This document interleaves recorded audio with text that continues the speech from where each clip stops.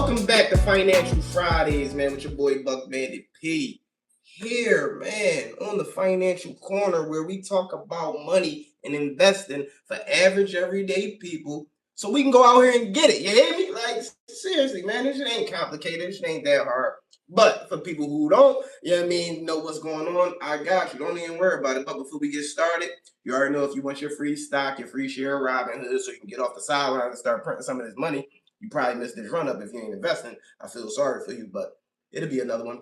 Click the link down below, get your free share of Robinhood. You already know, click the link in the bio. If you want your free $100 when you open up your high yield savings account, click the link down below. You already know, get a free $100 just for open up your high yield savings account with Allah. Like, that's crazy work. You get $100 just for saving some money. So let's get right into what's going on this week in the market. Why is our stocks jumping? When I say jumping, I mean jumping out the gym. You hear me? I mean, Meta was running this week. Oh my goodness. But and it's a good thing on Robinhood. Like, you could put an option on your watch list.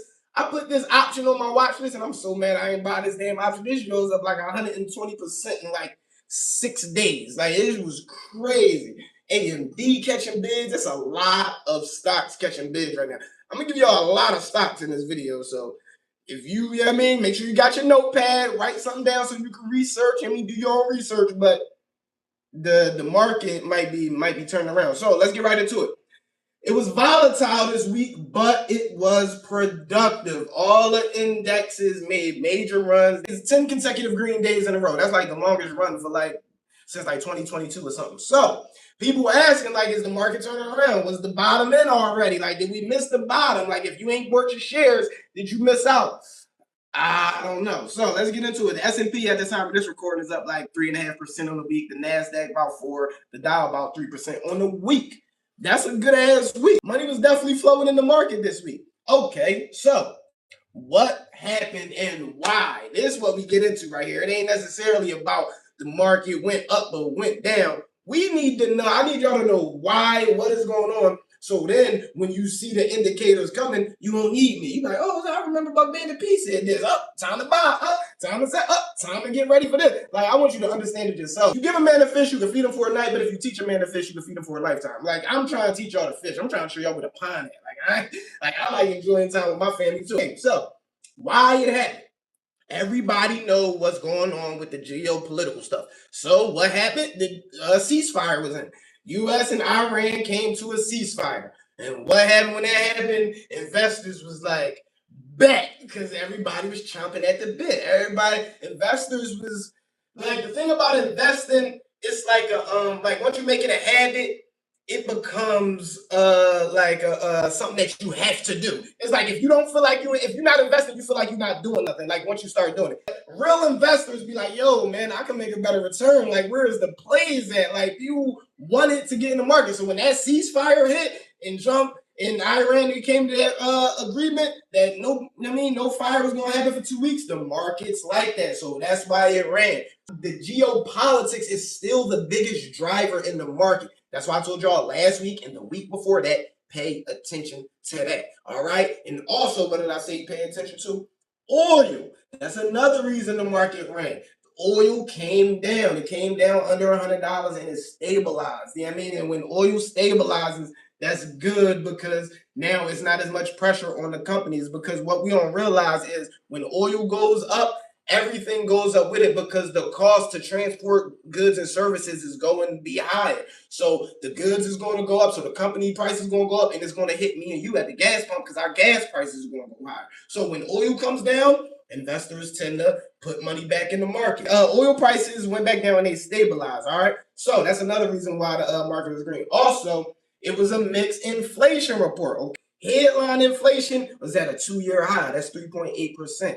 Normally, this would make investors nervous and be like, oh, inflation high, I ain't messing with it. But core inflation stayed cool at about 2.7%. It didn't change since the last report. So what does that mean? Headline inflation is nothing but gas and food.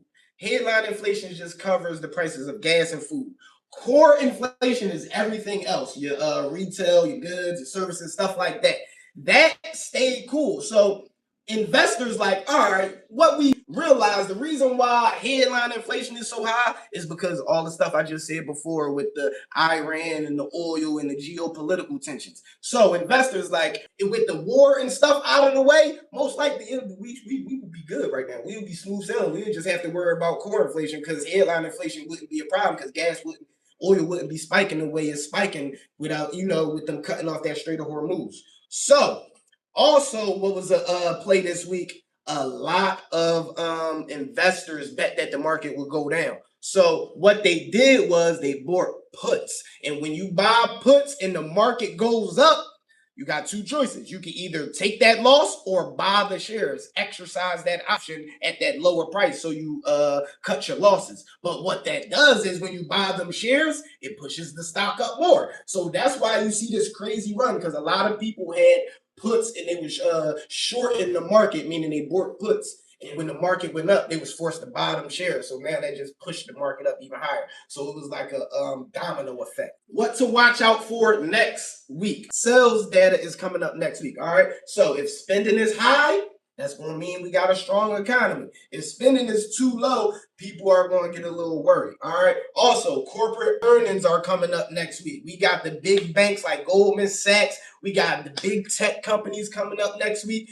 So this could move the market, but we still got to see what the geopolitical stuff do and all that, because that still matters. That's still going to be the main driver. But if all of these companies start having good earnings report, meaning the geopolitical stuff and all that tension didn't affect their balance sheet, that can mess around and push the market even higher. And we might be going into another bull market real fast. Like we are at this weird place in the market where we can shoot up, or the tension pop off in Iran again, we can shoot down. So that's what's going on right now. Well, that's what to watch out for, the corporate earnings next week. And also, you got to pay attention to that Middle East. Like I said, the ceasefire is temporary. So the market just did that relief rally. I already went over that. It's not a real rally. It's a relief rally. We are not out the clear yet because anything could pop up. We are one incident away from everything going back to Schitt's Creek.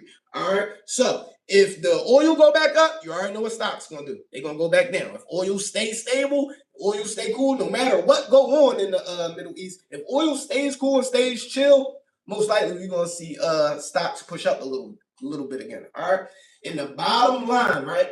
The bottom line, this week was about resilience. This week showed how strong the economy is for real, because usually when war go on and all that stuff, the markets don't run. Like the markets went on a legendary run during this last 10 days for the ceasefire, like legendary. So we have to pay attention to this geopolitical and the global tensions and all that. Investors are betting the economy is strong through all of that. Stay diversified. Make sure you got your emergency funds stacked up and just go buy and hold. If you go on options, if you used to getting 4 contracts, like Trap told me this, he said just break it down. You used to get 4, get 2, get 1. Don't be jumping out on a jump because news is coming out overnight. So you put a put in or you put a call in and then some news come out overnight, you can't do nothing with it until the next opening day. And especially during the weekend, you got 3 days. Oh yeah, like anything can happen. So I would suggest people don't get in these options if you don't want to be caught holding the bag. So buy and hold. You know what I mean? Go heavy with that and just keep your cash reserves on the sideline. But honestly, I think we might have hit that bottom. I don't think we're going no lower than what we were. So I would just suggest just stack up on that buy and hold, stack up on them good quality companies while they at these discounts.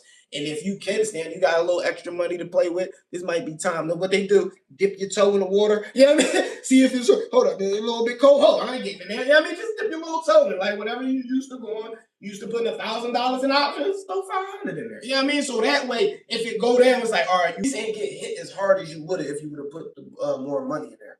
So that's your Financial Friday breakdown, man. If this helped you, if this gave you some information that you didn't know, all I ask is that you share with somebody so you can help them out so they can, you know what I mean, navigate their way through this market easier, because it really ain't that hard. You know what I mean? Bada bing, bada boom. It's really that simple. So appreciate y'all for being here. Make sure you grab your free stock on the way out. Make sure you get that $100 when you open up that high yield savings account with Allah. Make sure you like the video. Make sure you subscribe to the channel. And make sure you go out here and get this money.